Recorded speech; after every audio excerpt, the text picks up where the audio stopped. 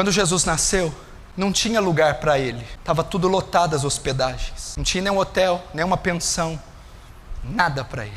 Teve que se alojar no estábulo. Deixa eu perguntar para você, tem lugar para Jesus no seu coração? Ou ele está lotado? Tem espaço para ele?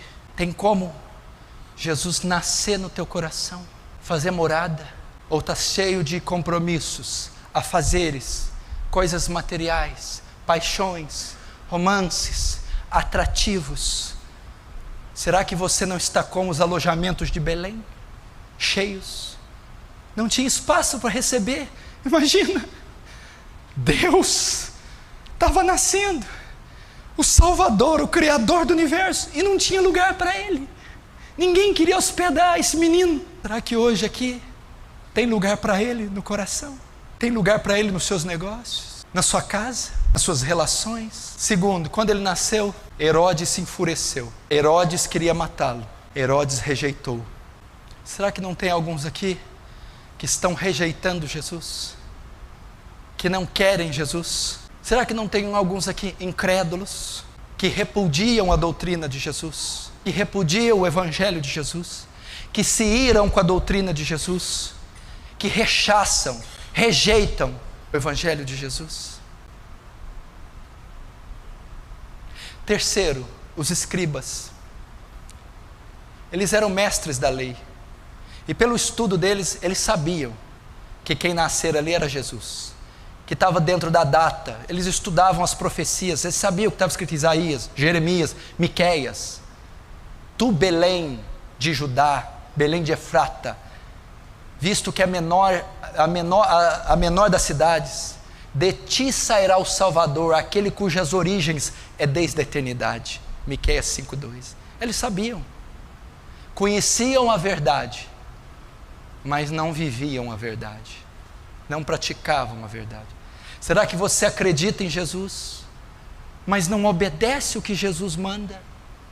Você sabe que Ele é real, que Ele é Deus, que a palavra dEle é verdade, mas você não quer praticá-la, não quer aceitá-la. Quarto, os reis magos. Herodes recebeu ele com rejeição. Belém não tinha lugar para ele. Os reis magos sabiam que era verdade, mas não receberam. Os escribas, os reis magos, foram os únicos que receberam o nascimento de Jesus de forma verdadeira. Eles chegaram na estrebaria e deram ouro, incenso e mirra.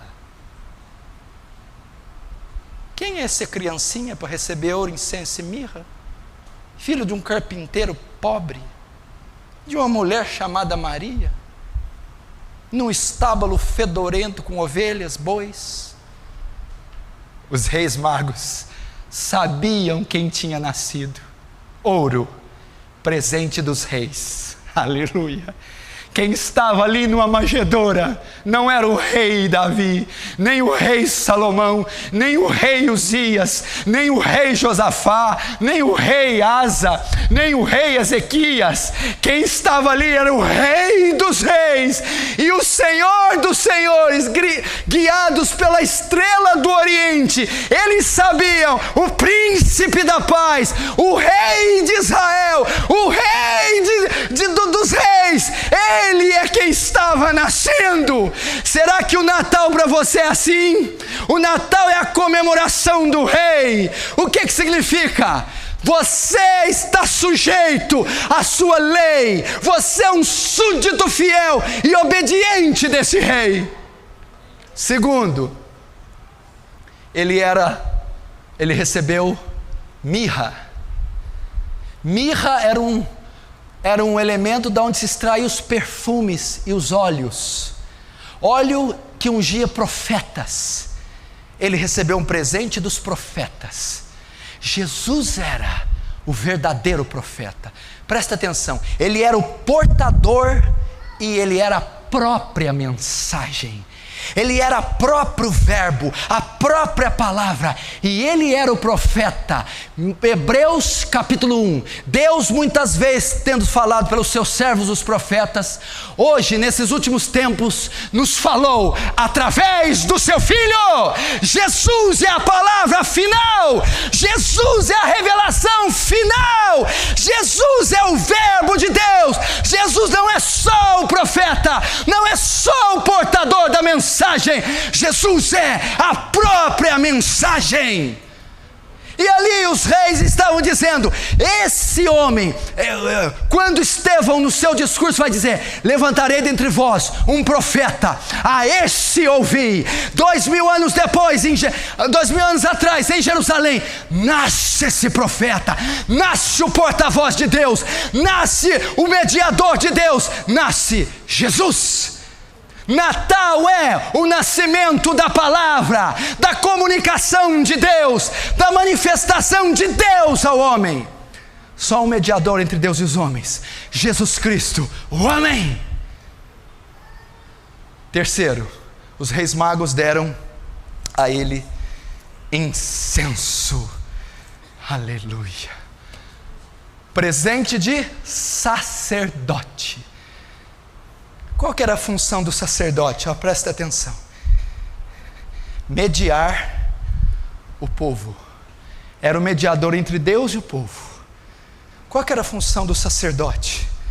Oferecer um sacrifício pelo pecado do povo. Hebreus diz que ele é o nosso grande sumo sacerdote. Ele não é só o sacerdote que leva o sacrifício. Ele é o próprio sacrifício. Ele que intercede junto a nós. Só há um mediador entre Deus e os homens. Que diremos, pois, essas coisas? Se Deus é por nós, quem será contra nós?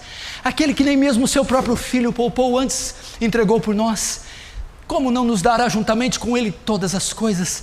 Quem intentará acusação contra os escolhidos de Deus? É Deus quem justifica. Quem os condenará? Pois foi Cristo que morreu e ressuscitou, está sentado à destra do Pai e intercede por nós. Ele é o grande sumo sacerdote. Ele mesmo ofereceu a si mesmo ao Pai como sacrifício por nós. Ele é o sacerdote, o mediador de uma nova e eterna aliança. Ele foi diante de Deus como sacerdote e ele se fez sacrifício por nós. Natal é comemorar o nascimento do grande profeta.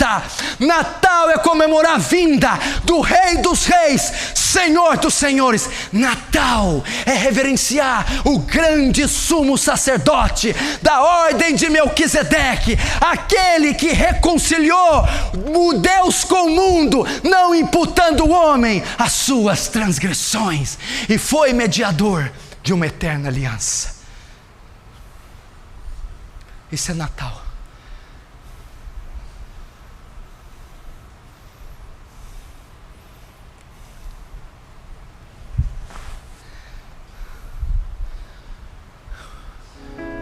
Como você vai recebê-lo? Como Herodes? Eu repudio a sua doutrina. Não. Tu és o meu rei. Tua lei é minha lei. Tua palavra são minhas ordens. Aleluia. Vai recebê-lo como um sacerdote. Eu vou a Deus em teu nome, Jesus. Vai recebê-lo como profeta. A tua palavra é meu escudo, o meu baluarte. Vai dizer para todos, essa data comemora-se o nascimento do Salvador do homem, da encarnação de Deus, para sofrer minhas dores, sentir minhas tentações, levar minha culpa e meu pecado, e morrer e ressuscitar ao terceiro dia, me dando vida eterna. Esse é o Natal.